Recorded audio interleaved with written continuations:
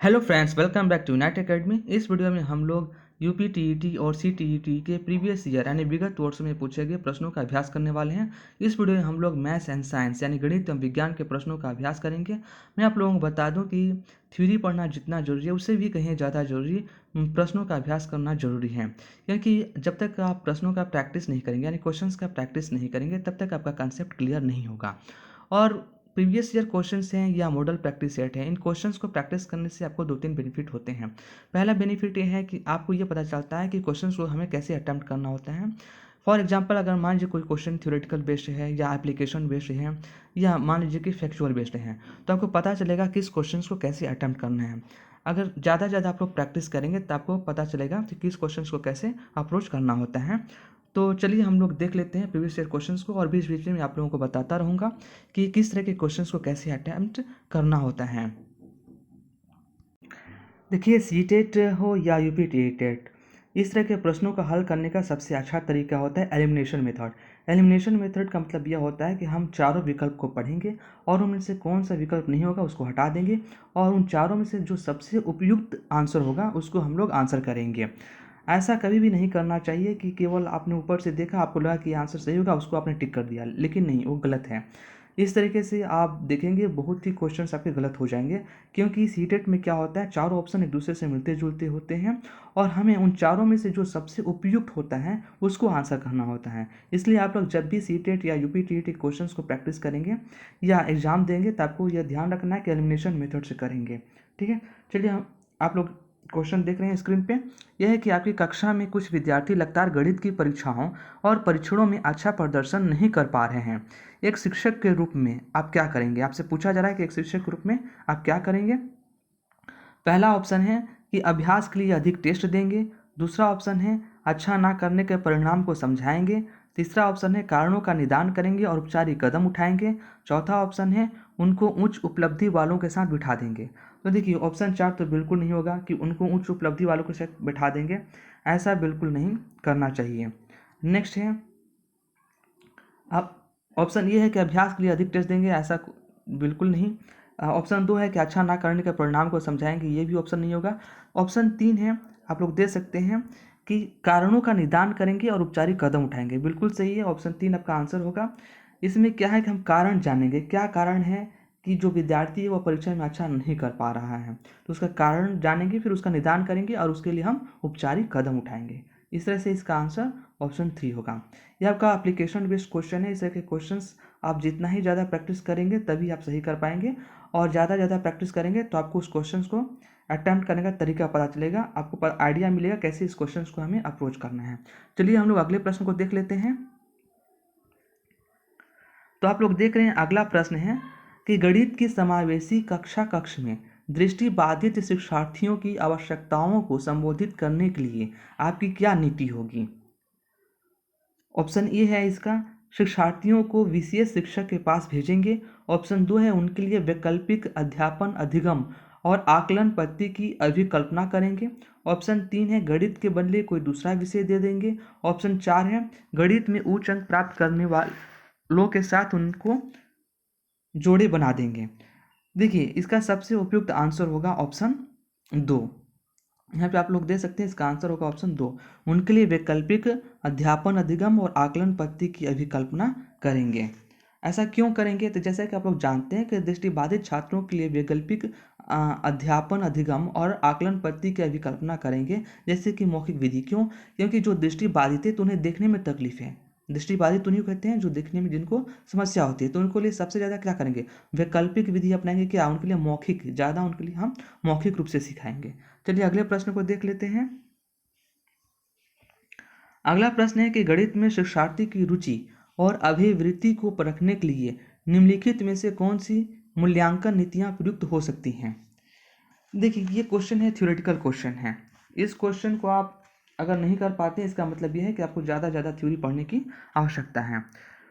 तो देखिए, इसका ऑप्शन 3 इसका आंसर डायरेक्ट होगा, क्योंकि इसमें कोई एक्सप्लेनेशन की कोई बात है नहीं, इसको आपको याद रखना है। क्योंकि आप जानते हैं कि जो मूल्यांकन होता है, मूल्यांकन की नीतियाँ जांच सूची, पोर्टफोलियो, परियोजना, कक्षा के सहभागिता होती है। ठीक है, तो इसका ऑप्शन 3 आंसर होगा। नेक्स्ट हम लोग देख लेते हैं।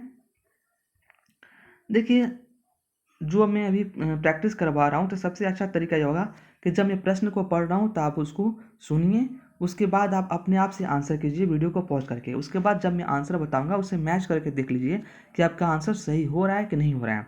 अगर सही हो रहा है तो अच्छी बात है, अगर सही नहीं हो रहा है तो आपको यह सोचने की ज़रूरत है कि आपको किस तरीके से सोचना चाहिए था जिससे कि क्वेश्चन सही हो। नहीं, आपको सोचने का जो अप्रोच है उसको बदलने की आवश्यकता है अगर क्वेश्चन का आंसर सही नहीं होता है तो। अगर आंसर सही कर रहे हैं इसका मतलब कि ठीक है, कोई दिक्कत नहीं है।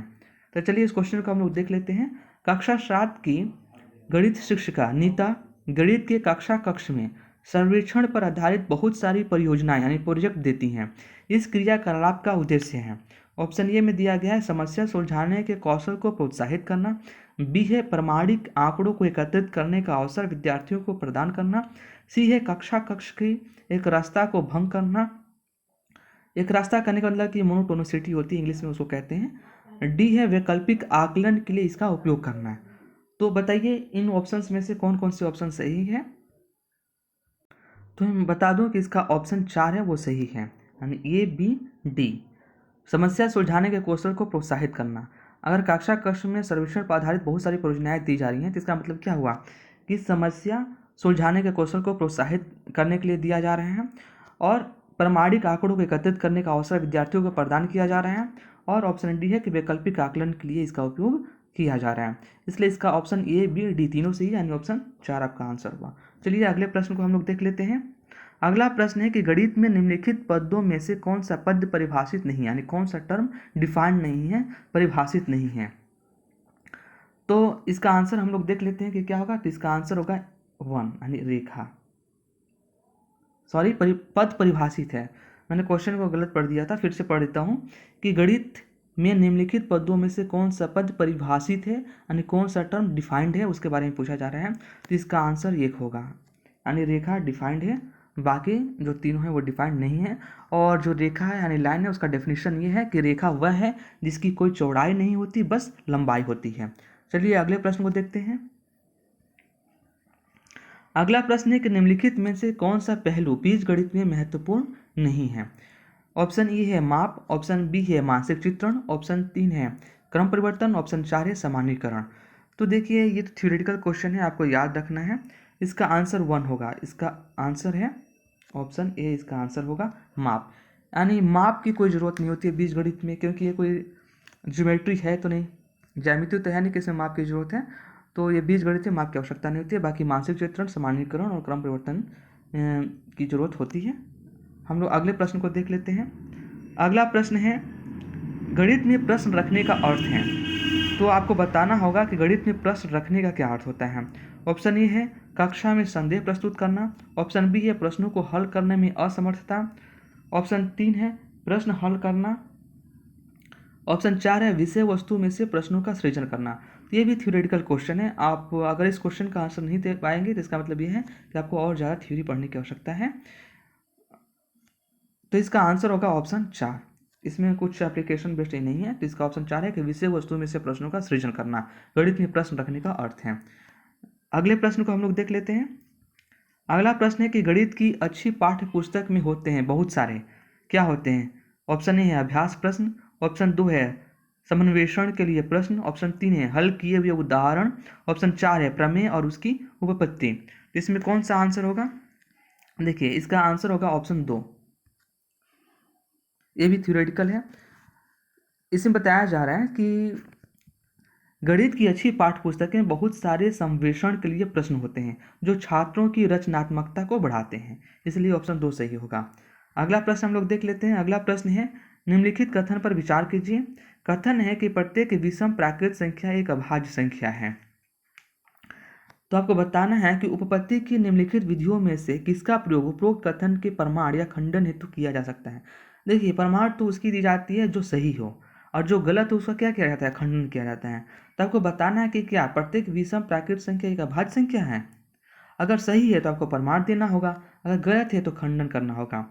तो देखिए मैं आपको बता दूं कि प्रत्येक विषम संख्या एक अभाज्य संख्या है, ये बिल्कुल गलत है, सही नहीं है। क्यों? जैसा कि हम लोग जानते हैं कि अभाज्य संख्या उसे कहते हैं जो केवल एक और अपने से विभाज्य हो, बाकी किसी दूसरी संख्या से विभाज्य ना हो। जबकि हम जानते हैं अगर 9 क्या है, 9 भी एक विषम संख्या है। लेकिन क्या एक अभाज्य संख्या है? नहीं, 9 एक अभाज्य संख्या नहीं है, क्योंकि यह 1 और 9 से तब विभाज्य तो होगा, लेकिन साथ में यह 3 से भी विभाज्य होगा। इसलिए हम इसका खंडन करेंगे, क्योंकि यह गलत है। गलत है तो गलत चीज़ों का हम खंडन करते हैं, इसलिए इसका ऑप्शन 2 आंसर होगा, खंडन विधि। अगले प्रश्न को हम लोग देख लेते हैं। अगला प्रश्न है कि गणित में दुश्चिंता के लिए निम्नलिखित में से कौन सा घटक उत्तरदायी नहीं है? तो ये भी थ्योरेटिकल क्वेश्चन है और इसका आंसर होगा ऑप्शन 1 यानी लिंग। अगला प्रश्न देख लेते हैं।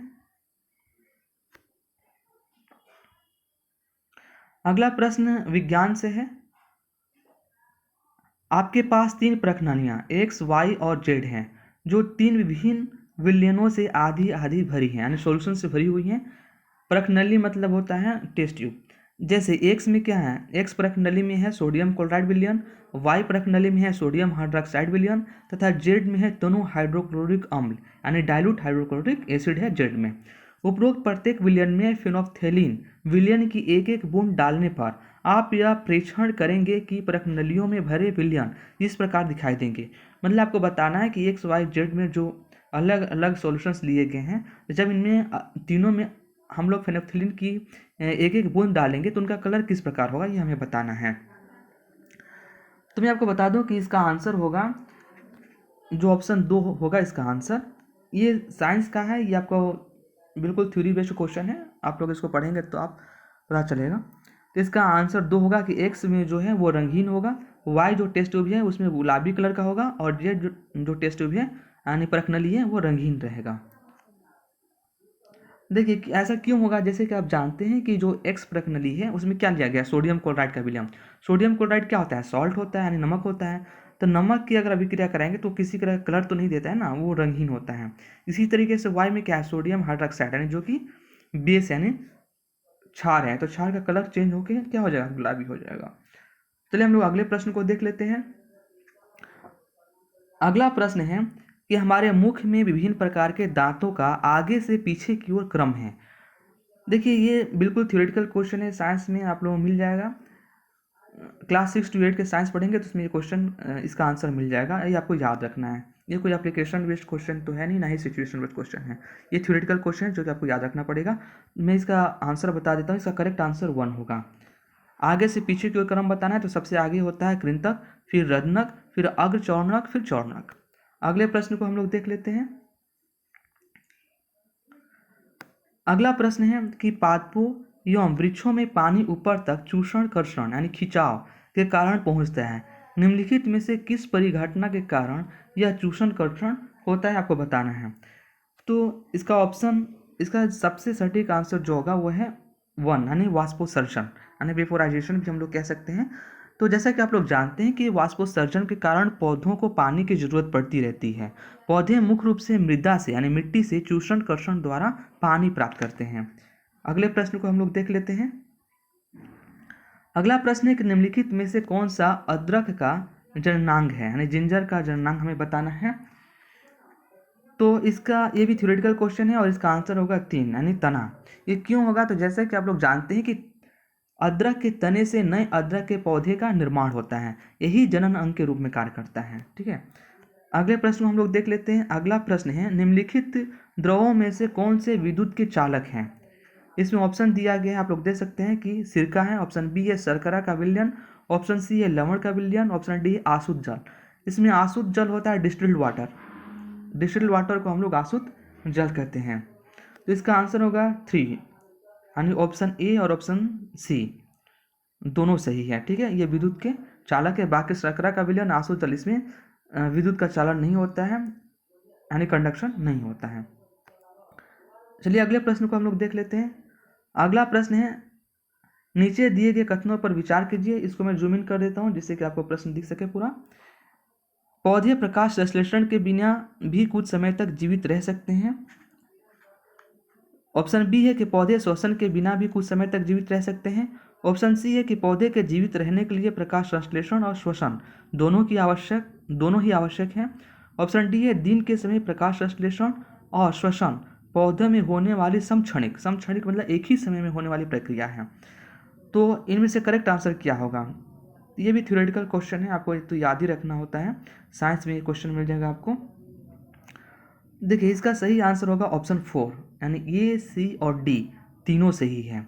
ये सही है कि पौधे प्रकाश संश्लेषण के बिना भी कुछ समय तक जीवित रह सकते हैं, और ऑप्शन सी भी सही है कि पौधे के जीवित रहने के लिए प्रकाश संश्लेषण और श्वसन दोनों ही आवश्यक है, और ऑप्शन डी भी सही है कि दिन के समय प्रकाश संश्लेषण और श्वसन पौधे में होने वाली समक्षणिक एक ही समय होने वाली प्रक्रियाएं हैं, और ऑप्शन बी सही नहीं है। ठीक है, तो चलिए मैं इसको एक्सप्लेन कर देता हूँ कि पौधे हर समय यानी दिन तथा रात में श्वसन क्रिया करते रहते हैं। प्रकाश संश्लेषण के बिना पौधे कुछ समय तक जीवित रहते हैं क्योंकि पहले से संचित ऊर्जा का उपयोग वो कर लेते हैं। अगले प्रश्न को हम लोग देख लेते हैं।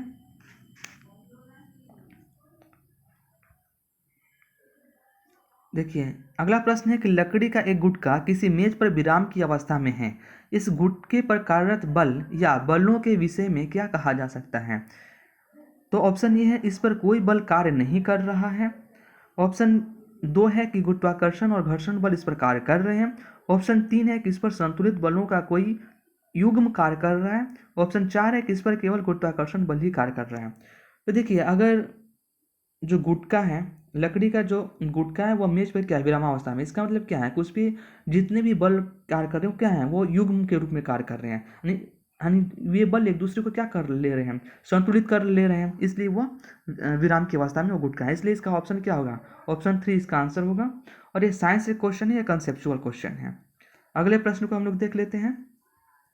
अगला प्रश्न है कि बांस के पौधे की पत्तियों में शीरा विन्यास तथा जड़ किस प्रकार के होते हैं, आप लोगों को बताना है। तो ये तो थ्योरेटिकल क्वेश्चन है, इसको भी आपको याद ही रखने हैं। इसका 69 का ये आंसर है कि समांतर शीरा विन्यास और रेशेदार यानी झकड़ा जड़ होता है। इसके एक्सप्लेनेशन में आपको बता देता हूँ कि बांस की पत्तियों में समानांतर शीरा विन्यास पाया जाता है, जबकि बांस की जड़ें रेशेदार तथा विस्तृत होती हैं, ये झकड़ा जड़ की तरह होती हैं। अगले प्रश्न को हम लोग देख लेते हैं। अगर आप लोगों का वीडियो से रिलेटेड कोई सुझाव देना है तो बिल्कुल आप लोग कमेंट में जाके अपना सुझाव दे सकते हैं, लेकिन आप फ्यूचर में टीचर बनने वाले हैं तो ये आपसे उम्मीद की जाती है कि आपके जो कमेंट करने का तरीका होगा वह सभ्य होगा, और आप और किन किन टॉपिक पे चाहते हैं क्वेश्चन की प्रैक्टिस आप लोग बता सकते हैं। और आपको जो वीडियो पसंद आया तो अपने फ्रेंड्स से भी जरूर शेयर करेंगे जिससे कि उन्हें भी लाभ मिल सके। अगर आप इस चैनल पर पहली बार आएँ तो उसका सब्सक्राइब कर लेंगे, क्योंकि आप डेली आपको एक वीडियो सीटेट और यूपीटेट जो प्रीवियस ईयर क्वेश्चन हैं उनके प्रैक्टिस से रिलेटेड मिलते रहेंगे। चलिए हम इस क्वेश्चन को देख लेते हैं। क्वेश्चन है कि चुंबकों के विषय में नीचे दिया गया कौन सा तथ्य सही नहीं है। आपको बताना है कि कौन सा तथ्य सही नहीं है। देखिए इस तरह के क्वेश्चंस को अटेम्प्ट करने का तरीका मैं आपको बता देता हूँ कि होता क्या है, आप लोग जब प्रश्न पढ़ते हैं तो आपको याद रहता है कि क्या इसमें पूछा गया है।